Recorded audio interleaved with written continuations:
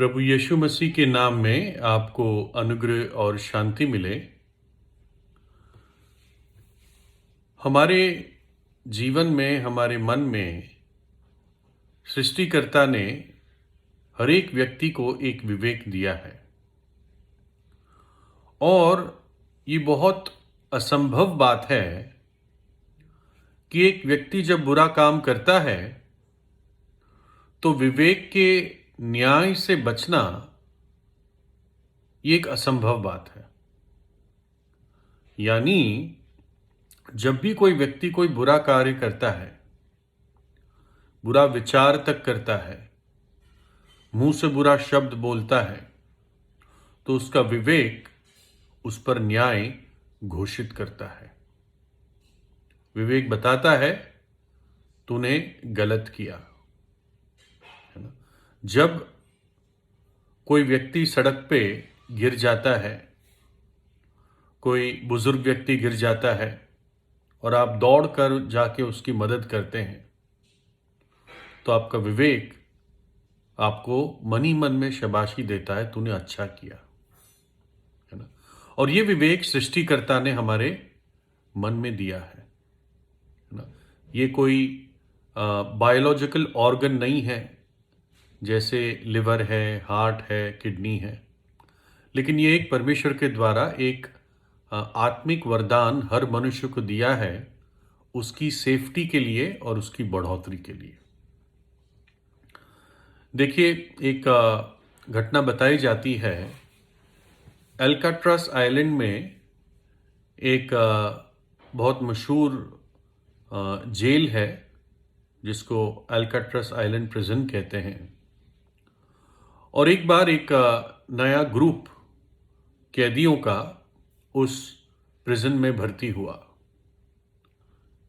और हर कैदी को चेक किया जाता है इससे पहले कि उसको जेल में, जेल की सलाखों में डाल दिया जाता है। जेल की 4 दीवारों में जब डाल दिया जाता है, उससे पहले हर कैदी को चेक किया जाता है, ये कोई इसके पास हथियार तो नहीं है, कोई ऐसी चीज़ तो नहीं है, कोई आत्महत्या करने की दवाई या कोई ऐसा माध्यम तो नहीं है। तो इस प्रकार से इन प्रिजनर्स को, इन कैदियों को चेक किया गया और अब इनके, जहाँ इनको अब साल बिताने थे, वहाँ भेजा जा रहा था। एक के बाद एक पंक्ति में, लाइन में चल रहे थे, कुछ कुछ दूरी पे चल रहे थे। और जैसे उन्होंने कुछ गेट्स को क्रॉस किया तो सडनली एक आवाज आई, रुक जाओ। और तब उन सब कैदियों को रुक जाना पड़ा। और तब जो जेलर के स्टाफ में से एक व्यक्ति, पुलिस कह दो उसको, उसने एक पर्टिकुलर, एक विशेष कैदी को अलग जाकर उसको चेक किया और पता चला कि उसने अपने कान में एक बारीक सी आरी सा एक औजार छुपा के रखा था, है ना। और ये कैसे पता चला? ये कई साल पुरानी बात है, तब इतनी टेक्नोलॉजी नहीं थी, लेकिन फिर भी इन लोगों ने एक मैग्नेट रख रखा था। और मैग्नेट, लोही चुंबक, जब भी उसको लोग, कोई भी उस मैग्नेट की फील्ड से निकलता था, बड़ा मैग्नेट था, तो कहीं भी कोई लोहे का पार्टिकल अगर मैग्नेट महसूस करता था तो वाइब्रेशंस उस एनवायरनमेंट में होते थे जो सेंस किए जाते थे। और अंदर कंट्रोल रूम में अलार्म बजता था, है ना।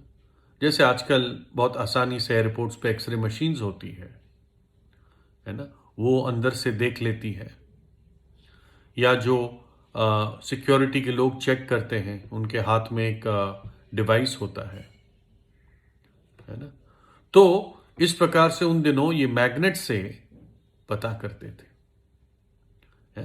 कहने का अर्थ ये है कि एक व्यक्ति जब कोई बुराई करता है या पाप करता है तो विवेक की गहरी आंखों से बचना ये नामुमकिन है। विवेक हमेशा देखता है ना। और कुछ लोग होते हैं जो विवेक की आवाज को दबाते रहते हैं, या कहते हैं विवेक का गला घोट देते हैं।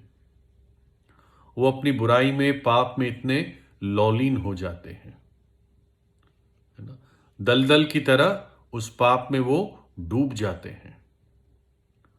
पहला तिमुथियुस 4:2 में बाइबल में लिखा है, यह उन झूठे मनुष्य के कपट के कारण होगा जिनका विवेक मानो जलते हुए लोहे से दागा गया है ना। विवेक जलते हुए लोहे से दागा गया है, तभी इसकी आवाज को बंद कर सकते हैं। मानो के जलते हुए लोहे से उसको दाग दिया जाए, नहीं तो विवेक हमेशा घायल करता है ना। इसलिए ज्यादातर बुरे काम लोग अंधेरे में करते हैं, है ना। उनका विवेक उनको दोषी ठहराता है। ये नहीं कि अंधेरे में करने से वो सही हो जाते हैं, लेकिन ये एक प्रमाण है कि विवेक उनको दोषी ठहराता है ना। देखिए, एक घटना है कि किसी प्रदेश में एक बड़ी हत्या हुई, है ना, हॉरिबल मर्डर। और ऐसा हुआ कि किसी ने एक गाड़ी जो हाईवे पे जा रही थी, किसी जवान आदमी ने लिफ्ट मांगी, और उस लिफ्ट मांगने वाले ने गाड़ी के मालिक पर हमला किया, उसको मर्डर कर दिया और वो भाग गया वहां से, मतलब गाड़ी लेके चला गया। खैर, पता नहीं चला, लाश तो मिल गई, लेकिन ये कभी नहीं पता चला कि किसने हत्या की थी। करीब 3 वर्ष बीत चुके, और फिर एक किसी और प्रदेश में एक व्यक्ति अपने घर लौट कर आ रहा था अपने काम से, और उसके हाथ में उसके खाने का डब्बा था, जो दफ्तर ले जाता था वो, या अपनी फैक्ट्री ले जाता था लंच के लिए। और वो लौट रहा था, अपने घर पे आ रहा था, और उसके विवाह हो चुका था, 2 वर्ष से उसकी शादी हो रखी थी, अब उनका एक बेटा था। तो जैसे वो घर के करीब पहुंचा, तो एकदम परछाई में से, झाड़ी में से एक व्यक्ति ने निकलकर इसके कंधे पे हाथ रखा, जिसके हाथ में खाने का डब्बा था, और उसको कहा कि तुम्हें फलाने फलाने प्रदेश में एक हत्या के लिए, मर्डर के लिए तुम्हें गिरफ्तार किया जा सकता है, या किया जा रहा है। जा सकता नहीं है, किया जा रहा है। और एकदम उस व्यक्ति ने उस अपने हाथ से खाने के डब्बे को गिरा दिया, और उसने कहा, मैं आज खुश हूं कि आज ये बात पूरी हो गई। मैं 3 साल से नरक में जी रहा हूं। और उसने बताया कैसे उसने उस गाड़ी के जो जवान मालिक था उसको मार दिया, और कई मील तक उसकी लाश के साथ, उसके बगल में लाश लेटी रही, उसने गाड़ी चलाई और फिर एक जगह उस लाश को फेंक दिया। उसने कहा कि जब तक मैं उसकी लाश को नहीं फेंका, और जब जब मैं उसके चेहरे को देखता तो उसकी वो खुली आंखें,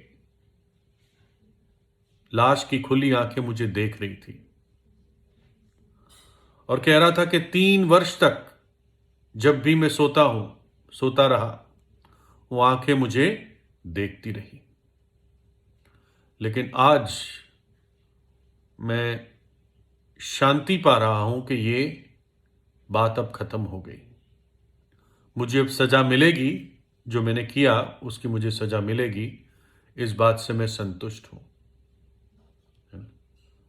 आप देखो कि परमेश्वर ने कैसा एक प्रयोजन किया है मनुष्य को भूल करने से रोकने के लिए।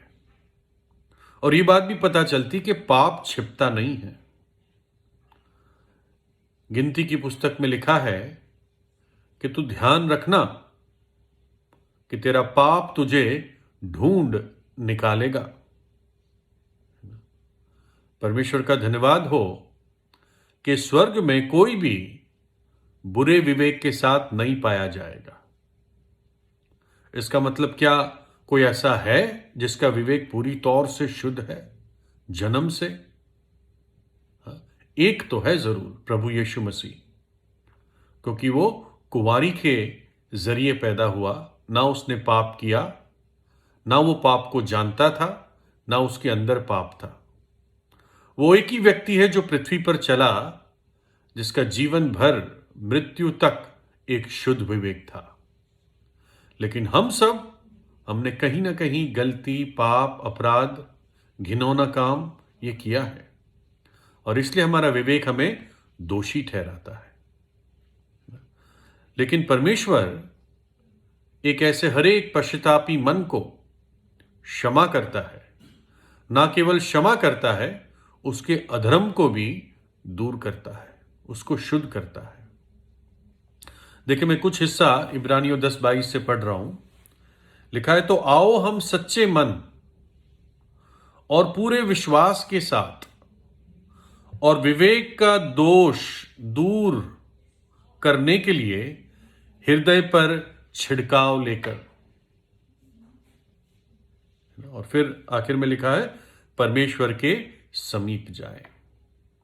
तो परमेश्वर के करीब कैसे आ सकते हैं? विवेक का दोष दूर करके। विवेक का दोष कैसे दूर रहता है? हृदय पर छिड़काव लेकर। किस चीज का छिड़काव लेकर? प्रभु यीशु के लहू का छिड़काव लेकर, विश्वास से। जब एक व्यक्ति सच्चे मन से परमेश्वर के चरणों पर आता है, विश्वास से, किसी धर्म स्थल में नहीं, है ना, किसी गिरजे में जाने की आवश्यकता नहीं है। परमेश्वर ईंट और पत्थर के मकानों में नहीं रहता। कहता है, आओ हम सच्चे मन के साथ, पूरे विश्वास के साथ, विवेक का दोष दूर करते हुए प्रभु यीशु के लहू का अपने हृदय पर छिड़काव लेते हुए। कैसे होता है? परमेश्वर खुद करता है जब एक पापी उसके चरणों पे आता है ना, कि प्रभु मैंने पाप किए हैं, मेरा विवेक मुझे दोषी ठहराता है, तू सब कुछ जानता है। विवेक एक ऐसा वीडियो है या एक ऐसा रिकॉर्डर है जिसकी मेमोरी में आपके जीवन की सारी बातें रिकॉर्डेड है। उसमें स्पेस कभी कम नहीं होगा। उसका जीबी और टीबी वो इनफाइनाइट है, सब कुछ रिकॉर्डेड है। और केवल प्रभु यीशु का लहू उन सारी बातों को शुद्ध कर सकता है। जब हम सच्चे मन के साथ आते हैं, पूरे विश्वास के साथ आते हैं, ये विश्वास कि यीशु ने मेरे खातिर अपनी जान क्रूस पर दी और वो तीसरे दिन जी उठा। आप उससे प्रार्थना कीजिए, अपने पापों से पश्चाताप कीजिए, वो आपको एक शुद्ध विवेक देगा। शुद्ध विवेक एक बहुत बड़ा वरदान है, एक बहुत बड़ी आशीष है।